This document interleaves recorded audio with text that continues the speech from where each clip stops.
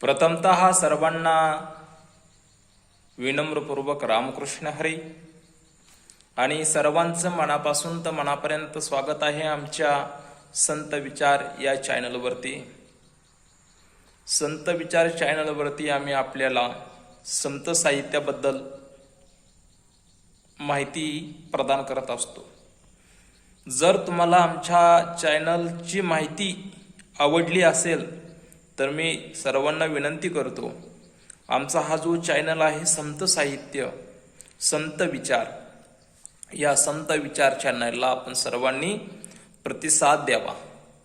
सर्वांनी चॅनलला सबस्क्राइब करावा, लाईक करावा, शेअर करावा आणि बेल आयकॉन दाबून नोटिफिकेशन चालू करून ठेवावी, कारण येणाऱ्या व्हिडिओची सगळ्यात पहिल्यांदा माहिती आपल्यापर्यंत यावी याच्यासाठी मी आपल्याला विनंती करतो, नोटिफिकेशन चालू करून ठेवा।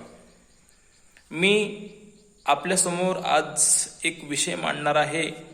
वारकरी संप्रदायामध्ये प्रसिद्ध आहे ते कीर्तन, पण कीर्तनाची पद्धती काय आहे, कीर्तनाच्या पद्धती किती आहे, वारकरी संप्रदाय कोणती कीर्तन पद्धतीचा वापर करतात, सर्व कीर्तनकार कशा रीतीने कीर्तन करतात, कशा रीतीने कीर्तन केलं पाहिजे, कशा रीतीने कीर्तन नाही केलं पाहिजे, याच्याबद्दल मी आपल्याला माझ्या अल्पशा बुद्धीप्रमाणे ज्ञान देण्याचं तुम्हाला या ठिकाणी मी एक छोटासा प्रयत्न करत आहे। तर प्रथमतः व्हिडिओला सुरुवात करण्यापूर्वी मी तुम्हाला विनंती केली आहे, परतही विनंती करतो की आमच्या चॅनलला आपला प्रतिसाद अत्यंत गरजेचा आहे। कारण मी जरी माहिती देत असेल तरी ही माहिती ही तुमच्या कानावरती यावी अशी जर तुम्हाला इच्छा असेल तर आमच्या या चॅनलला तुम्हाला सबस्क्राइब केल्याशिवाय आणि नोटिफिकेशन चालू केल्याशिवाय दुसरा कुठलाही पर्याय नाही। आणि मलाही तुमच्याशिवाय माहिती सांगून माझाही काही उपयोग नाही, त्याच्यामुळे तुम्हालाही विनंती आहे। चला व्हिडिओला सुरुवात करूया। प्रथमतः कीर्तनाची पद्धती कोणती किती। प्रथमतः कीर्तनाची पद्धती, मूळ कीर्तनाची पद्धती दोन आहेत। ऐका, कीर्तनाची पद्धती दोन आहे। एक आहे नारदीय कीर्तन पद्धती आणि दुसरी आहे म्हणजे ती व्यास कीर्तन पद्धती। व्यास कीर्तन पद्धती ही कुठे चालते, व्यास कीर्तन पद्धती म्हणजे काय आणि नारदीय कीर्तन पद्धती म्हणजे काय आणि ही नारदीय कीर्तन पद्धती कुठं चालते याच्याबद्दल आम्हाला थोडीशी माहिती द्या। तीच माहिती मी आपणास देणार आहे। व्हिडिओवरती शेवटपर्यंत तुम्ही बघत राहा, मध्ये स्किप करू नका। मध्ये जर तुम्ही व्हिडिओला स्किप केलं तर संपूर्ण माहिती तुमच्या पर्यंत पोहोचण्यात सक्षम होणार नाही, तर ती अक्षम होईल आणि चुकीचा ज्ञानाने तुम्हीही समाजामध्ये भरकटताल आणि चुकीचा प्रश्नही समोरच्या व्यक्तीला करताल। म्हणून व्हिडिओ पूर्णपणे पहा, शेवटपर्यंत व्हिडिओमध्ये पाहत राहा, मध्ये कुठेही जाऊ नका।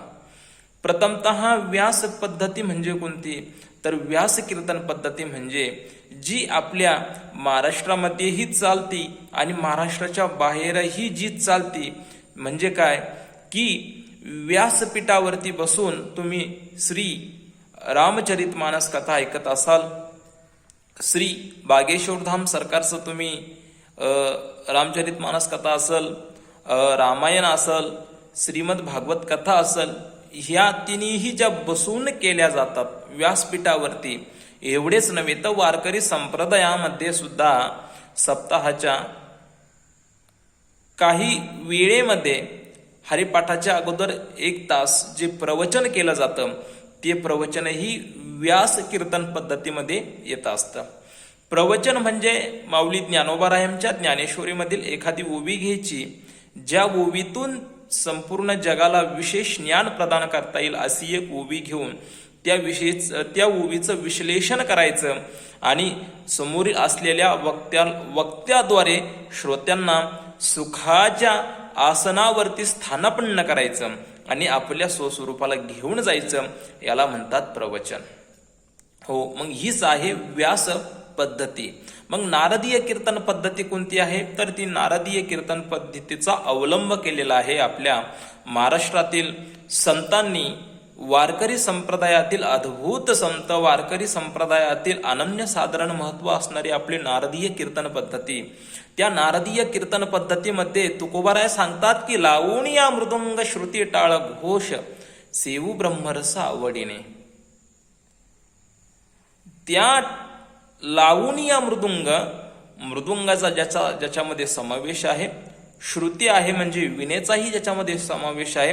लावून या मृदुंग, श्रुती, टाळ, घोष, टाळ आणि हरिनामाचा गजर ज्याच्यामध्ये आहे त्याला म्हणतात नारदीय कीर्तन पद्धती. आणि तीच नारदीय कीर्तन पद्धती आपल्या वारकरी संप्रदायामध्ये पूर्वीपासून संतांनी केलेली आहे. तीच कीर्तन पद्धती महाराष्ट्रामध्ये आजही चालू आहे. पण संतांची कीर्तन करण्याची पद्धती वेगळी होती आणि आताची कीर्तन पद्धती ही वेगळी आहे. संतांच्या कीर्तनातून मनुष्याच्या मुक्तीचा मार्ग मिळायचा. पण आता सध्या जर कीर्तन ऐकायला तर ज्याच्यातून तुम्हाला भोगापासून दूर न्यायचं असेल, पण आताची कीर्तन पद्धती भोगापासून दूर न नेता तुम्हाला भोगामध्ये रुची दाखवते. मनोरंजनाचा भाग झाला. त्याच्यामुळे कुठल्याही कोणाला ज्ञानाचीही अपेक्षा नाही, कोणाला मुक्तीचीही गरज नाही. कारण संतांनी सांगितलेले आहे सगुण चरित्रे परमपवित्रे सादर वर्णावे. हा जो अभंग आहे या अभंगामध्ये सांगतात की कीर्तनामध्ये काय सांगावं, कीर्तनकाराने काय सांगावं, जेणेकरून भक्ती ज्ञानाविरहित इतरा गोष्टी न कराव्या, प्रेमभरित वैराग्याच्या युक्ती विवाराव्या, जेणेकरून अंतरिमूर्ती ठसावी श्रीहरीची, ऐसी कीर्तन मर्यादा आहे संतांच्या घरची. संतांच्या घरी जी कीर्तन पद्धती आहे ती कीर्तन पद्धती तुमच्या गावामध्ये, तुमच्या घरामध्ये, तुमच्या होणाऱ्या सप्ताहामध्ये ही कीर्तन पद्धती होती का?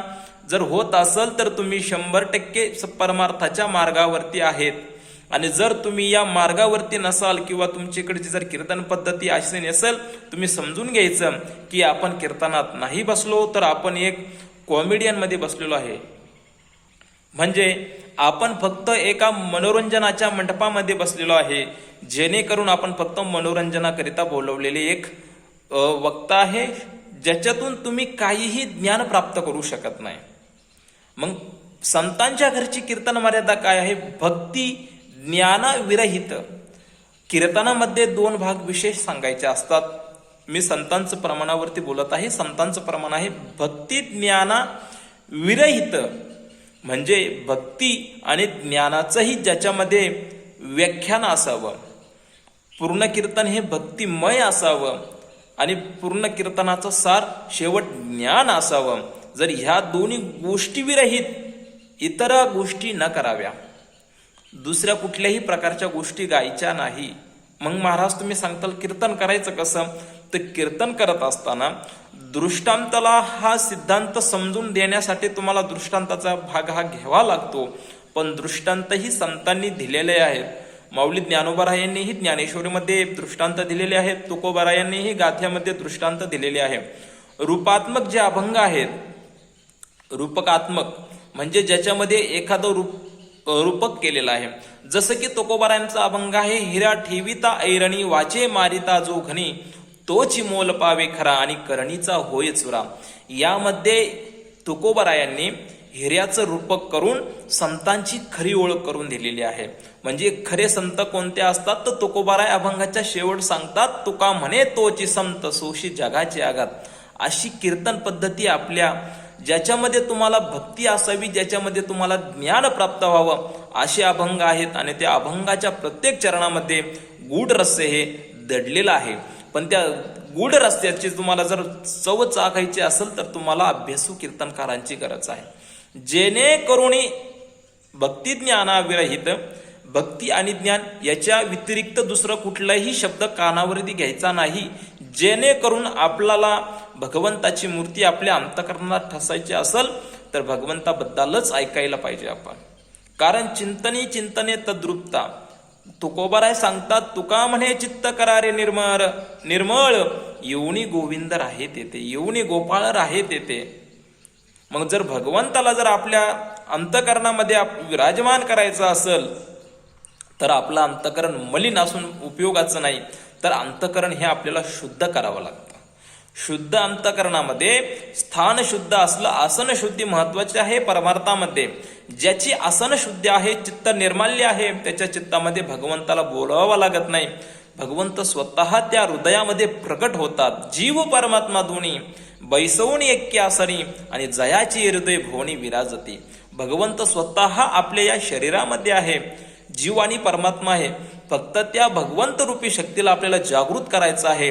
ते जागृत करण्यासाठी प्रथमतः भक्ती आणि दुसरं लागतं ते म्हणजे ज्ञान. म्हणून भक्ती ज्ञानाविरहित इतरा गोष्टी ना कराव्या. मग काय करायचं महाराज? प्रेमभरित वैराग्याच्या युक्ती विवाराव्या. प्रेमानं माणसाला वैराग्य निर्माण व्हावं. म्हणजे संसार दुःख मूळ चौकडे इंगळ, विश्रांती नाही कोठे रात्रंदिवस तळमळ. काम क्रोध लोभ शून्य पाठी लागले ओडाळ, कवनामी शरण जाऊ आता दृष्टी देईल निर्मळ. मग हे सांगत असताना माऊली ज्ञानोबा सांगतात, पूर्वी जन्मी पाप केले. आंधळ्या पांगळ्यामध्ये माऊली खूप सुंदर वर्णन करतात. प्रेमानं तुम्हाला सांगतात, बाबांनो, संसार दुःखाचं मूळ आहे. वेदांत विचार सागर ग्रंथामध्ये एक मुद्दा येतो की तुमच्या सुखाला दुःखाला कारण काय? तर मुळात अज्ञान आहे. अज्ञानापासून मनुष्य काय करतो? मी माझे कल्पनेने झालोसे पांगुळा.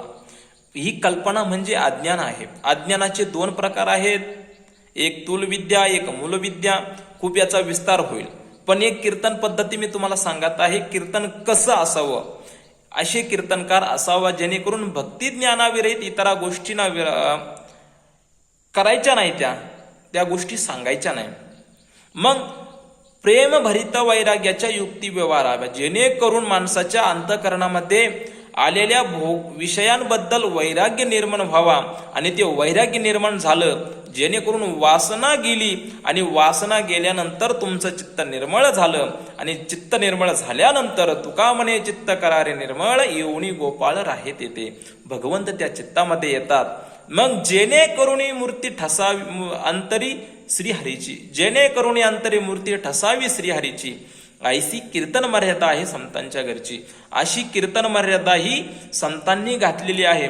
आणि जर या कीर्तन मर्यादेचं कोणी उल्लंघन करत असेल तर तुम्ही समाज आहे, समाजाला हा हक्क आहे की जेणेकरून आमच्या हृदयामध्ये विषयाबद्दल आसक्ती निर्माण न होता तर भगवंताबद्दल आमच्या अंतःकरणामध्ये आसक्ती निर्माण व्हावी.